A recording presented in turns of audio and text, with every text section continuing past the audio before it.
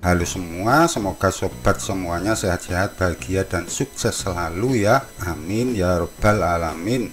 Jika kita memiliki kolam ikan resirkulasi dengan persyaratan teknis standar meliputi kolam ikan dan rangkaian sistem filtrasi lengkap, maka sebenarnya kita memiliki sistem untuk memproduksi nutrisi organik cukup lengkap secara otomatis dan efisien yang dapat diberikan pada tanaman bagi pertumbuhannya. Dengan demikian, kita tak perlu ribet membuat pupuk organik terus-menerus secara konvensional yang tentunya membuat capek dan kemungkinan suatu saat kita malas membuatnya ya. Bagaimana cara membuatnya dan bagaimana sistem produksi nutrisi organik otomatis ini bekerja? Untuk itu jangan skip videonya ya, agar sobat memahaminya dengan benar sehingga tidak ribet memikirkan dan membuat pupuk organik terus-menerus secara konvensional untuk diberikan pada tanaman yang sobat tanam, khususnya bagi sobat yang memiliki pekerjaan sehari-hari misalnya di suatu perusahaan, kantor, lembaga dan sebagainya. Yuk langsung kita saksikan.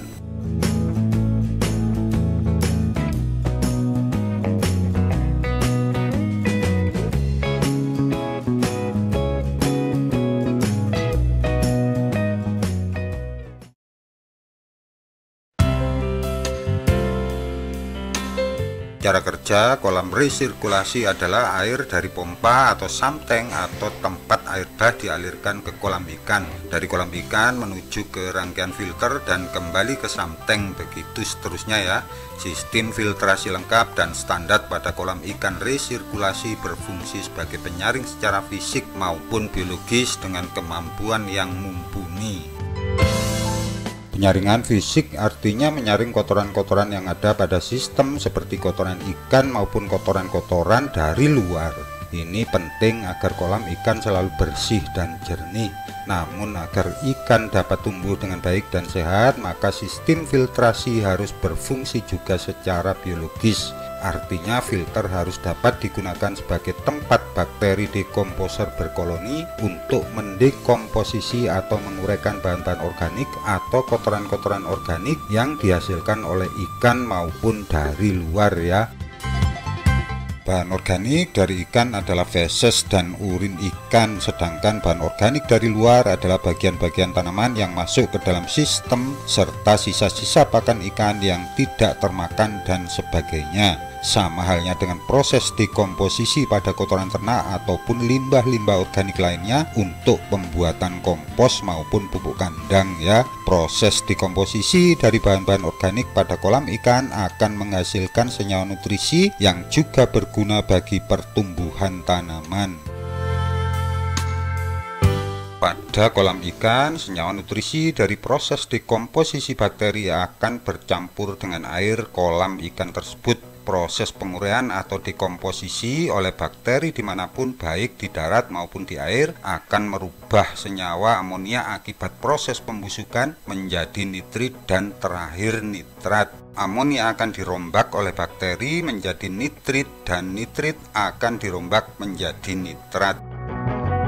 Amonia dan nitrit adalah senyawa beracun bagi makhluk hidup. Oleh karena itu, amonia dan nitrit seharusnya didekomposisi oleh bakteri agar tidak meracuni lingkungan, baik lingkungan perairan ataupun daratan. Kita telah mengenalnya ya, bahwa proses penguraian tersebut dilakukan oleh bakteri aerob dan bakteri anaerob yang umum disebut dengan siklus nitrogen. Hasil akhir yaitu nitrat, itulah yang disebut sebagai nutrisi primer atau pokok yang sangat dibutuhkan tanaman bagi pertumbuhannya.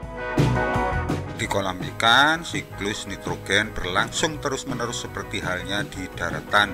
Permasalahannya adalah seberapa efektif bakteri yang terdapat di kolam ikan melakukan proses dekomposisi. Hal ini berhubungan dengan perbandingan sistem filtrasi dengan kepadatan ikan yang dipelihara. Jika kepadatan ikan terlalu tinggi sedangkan volume atau ukuran filter rendah atau kecil, maka akan terjadi overbiolut yang berakibat pada banyaknya amonia dan nitrit yang tidak terurai seluruhnya. Kita akan jelaskan bagaimana membuat sistem filtrasi yang tepat dan mumpuni untuk ukuran atau volume kolam ikan tertentu. Dan kita akan jelaskan pula bagaimana kolam ikan dengan persyaratan teknis standar sama dengan kita memiliki sistem untuk memproduksi nutrisi organik cukup lengkap secara otomatis yang dapat diberikan pada tanaman bagi pertumbuhannya. Sebelumnya, yuk kita lihat contoh kolam ikan koi yang saya buat beberapa bulan lalu. Volume kolam ikan koi ini sebesar 400 liter. Volume kolam ini yang kita jadikan acuan di dalam membuat rangkaian sistem filtrasi agar kolam ikan jernih dan memiliki kualitas parameter air yang baik bagi pertumbuhan ikan. Rangkaian sistem filtrasi ini terdiri dari dua bagian, yaitu filter untuk memisahkan padatan organik yang ada pada sistem, disebut juga dengan separator filter ya. Separator filter berguna jika kita harus membuang padatan organik. Padatan organik akan terakumulasi di separator filter sehingga akan membuat kita mudah membersihkan kolam ikan dari kotoran-kotoran yang memenuhinya. Jika kolam ikan tanpa filter separator, maka kita akan kesulitan membersihkan kotoran-kotoran atau padatan-padatan organik, terutama jika kolam ikan berukuran besar ya, tidak ada tempat untuk mengumpulkannya agar kita mudah membersihkannya. Ukuran separator filter yang ideal adalah sebesar minimal 20-25% dari total volume kolam ikan. Jika volume kolam ikan sebesar 100 liter, maka separator filter seharusnya memiliki volume 25 liter. Lebih besar akan lebih baik ya, namun memakan ruang atau tempat. Separator filter akan menangkap atau mengumpulkan padatan-padatan sebesar kurang lebih 50% dan sisanya akan menuju pada filter berikutnya, umumnya biofilter jika ada. Jika tidak diberi biofilter, maka sisa padatan-padatan akan kembali ke kolam ikan sehingga kita masih dibuat ribet untuk membersihkannya agar kolam tetap bersih dan sehat ya. Berikut ini adalah komponen-komponen filter separator dan cara merangkainya dalam video animasi.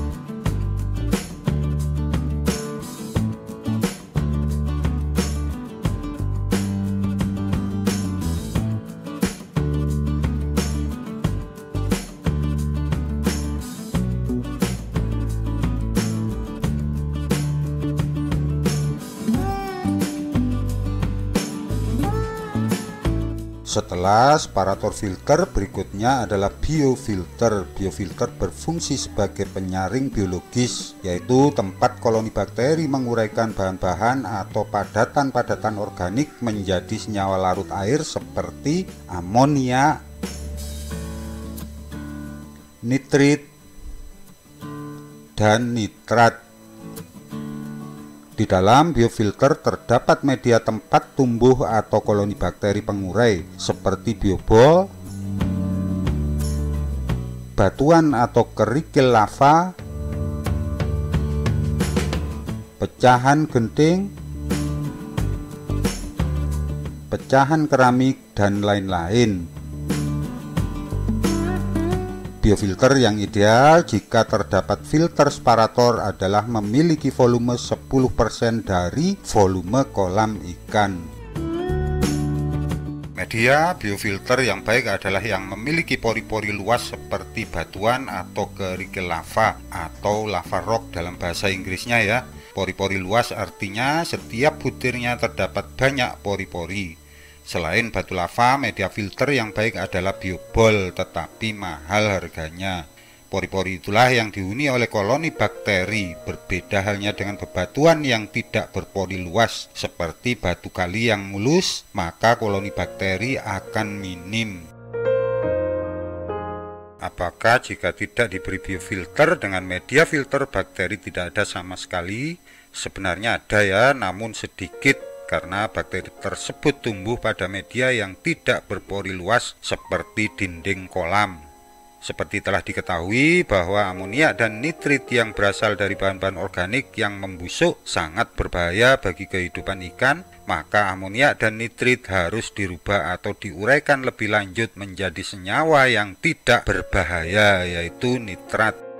Nitrat inilah hasil akhir dari proses penguraian oleh bakteri. Jika koloni bakteri di sebuah kolam ikan minim jumlahnya, maka kandungan senyawa beracun seperti amoniak dan nitrit tersebut tidak teruraikan dengan tuntas sehingga rentan meracuni seluruh kehidupan di dalamnya. Agar kolam yang minim mikroorganisme pengurai tersebut aman, umumnya kolam-kolam menggenang tanpa rangkaian filter standar seperti diuraikan ya. Maka jalan satu-satunya yaitu menguras airnya sampai 50% setiap minggunya agar kandungan amoniak dan nitrit berkurang secara signifikan. Tentu akan mengeluarkan banyak tenaga dan biaya, apalagi kolamnya luas atau terdiri dari banyak kolam seperti pada kolam budidaya. Bisa-bisa hasilnya tidak memuaskan karena biaya dan tenaga tidak tertangani dengan baik ya. Berikut ini adalah komponen-komponen biofilter dan cara merangkainya dalam video animasi.